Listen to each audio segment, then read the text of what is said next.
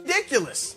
I mean, guys have been hit before. Like Nick said, I don't recall myself ever seeing in my 26 years covering the NBA, ever seeing something like this outside of the brawl or the malice at the palace. And this, he tried to go through the tunnel afterwards.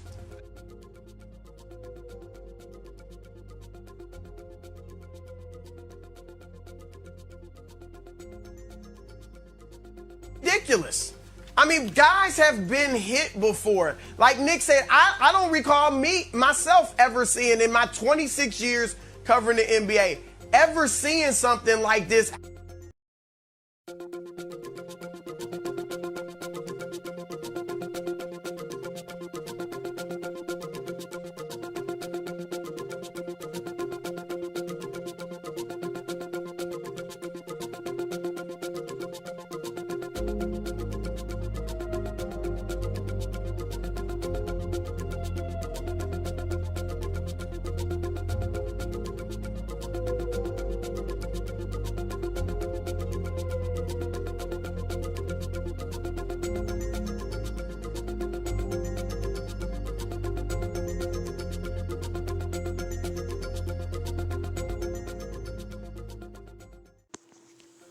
This is your man who did it this time, coming at you with another episode, another installment to Oh How They Forgot.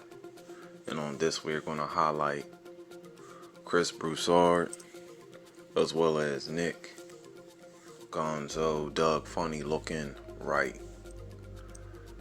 It's unfortunate that we have to put a asterisk beside this episode and maybe italicize the word LeBron James also, because maybe the reason why this video and probably 100,000 more will be made this morning on this subject with the Isaiah young man from the Detroit Pistons, as well as LeBron James, because of the media. They always have either the undertone or the overall basis for the peripheral of my anger and the point of my attack when it comes to LeBron. He's almost irrelevant to me because of how long he's been in the game and how many accolades he's already accumulated. We get all that.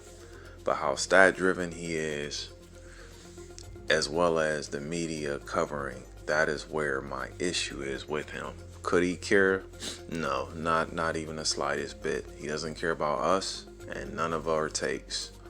But it's our job as journalists, personalities on the YT as well as the Patreon and other platforms, and some of you guys are creative writers, to inform the masses and the public.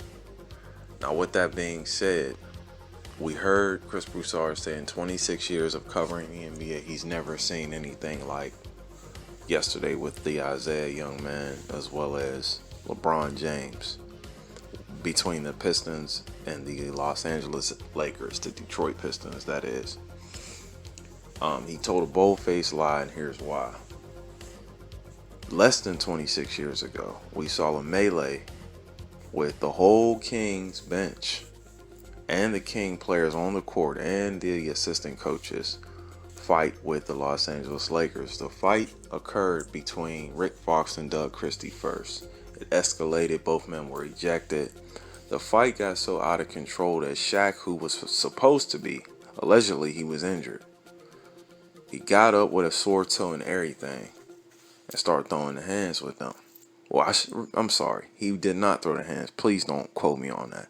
He started to push people away and try to mess up the skirmish, break up the skirmish, pardon me. That was pretty intense. Not quite the malice of the palace. Nothing is going to, and I repeat, nothing should override the malice of the palace, just because, number one, technology with security. Security is supposed to be intensified, and I hate to say it, these players make more money than even they did in the early 2000s. So that should create some awareness. Now, there's just some things a man can't come back from. You spit on me like the Trae Young situation. You throw hot popcorn on me like the Russell Westbrook situation. There's a couple situations brewing. We may see that But the security and just the barriers that the NBA has created should de-escalate and possibly block anything like that from ever happening again. But back to Chris Broussard, you said that to highlight. I want to make sure that the media understands. You guys only said that to highlight this young man who appeared to be so aggressive. You highlighted that because you wanted him to seem like the aggressor and for LeBron James to seem like the victim. Isaiah Stewart's his name. Pardon me for hacking up his last name or not mentioning that at all, because I'm sure his name is hot in the streets right now, all through the internet. Isaiah Stewart.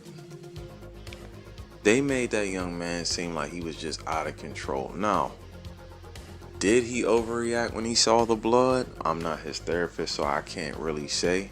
I did watch it over and over again, as of you all did, probably too. Something about the blood and the intent. It can enrage a man. So for everyone that's giving their takes, it's all subjective, especially when it comes to LeBron. They are not going to make him look like a dirty player. Even though it's kind of funny to me, we saw what he did to Joel Embiid last year. But no, we're not going to forget the Lakers situation with the Kings. And I want to say it was in 2002 or 2003. Nice little fight. We also don't want to forget Marcus Camby. Marcus Camby and Danny Ferry had a run-in where the two went face to face. Marcus Camby thought he had got hit really hard, or harder than maybe Danny Ferry wanted to hit him. Marcus Camby tried to literally take out Danny Ferry and accidentally hit his coach at the time, which would be Little Van Gundy. The point I'm trying to make here is they are trying to highlight how this NBA will not have the same issues as the past. And we're all for that. A blind man can see that this NBA is softer, more analytically driven, if that makes sense.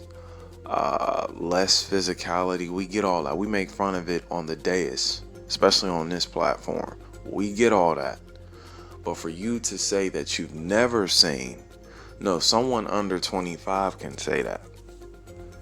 Some of you brothers that's in your early 30s and up, don't allow these people who have been covering the sports for years to say they've never seen anything like that. I'm sure you guys can recall other situations. I want to say the melee with Carmelo Anthony and Nate Robinson and those guys, the Nuggets, fought the New York Knicks. We could go on, and that was in the early 2000s, man. Sitting here saying you never seen nothing like that. Now, the blood on the face may have scared Chris Broussard, who played football, by the way. It's amazing. All these ex-football players, including LeBron James, are so scared of physicality. Not my sport. It's amazing. And I say not my sport because I'm defending the sport of football. Not saying that we're all meatheads. But physicality is a part of the game. Intensity. Just being ferocious, aggressive, sometimes to harm someone purposely. That is all part of the game. So that never leaves your body, which makes me question LeBron James's DNA at times. But this really isn't aimed at him. He just has to be the fall guy, and he's definitely the face. He likes to be the face for when things are going well. So he has to be the face for many videos that will be created all across the platform, highlighting the bullcrap that was surrounding he and Isaiah Stewart's situation. This is your man who did it this time, just coming at you again with another episode of Oh How They Forgot. And on this, we highlighted how Chris Broussard as well as Nick Wright went on and on about the suspensions. And they've never seen anything like that in their years of covering the sport of the NBA. I call BS sir and sir. And we italicized LeBron James because if it wasn't about him, it might have been a 35-second segment. but it is going to be surfacing for the next couple hours until we hear about the suspensions. Will they be handed down or not? You all take care. Peace.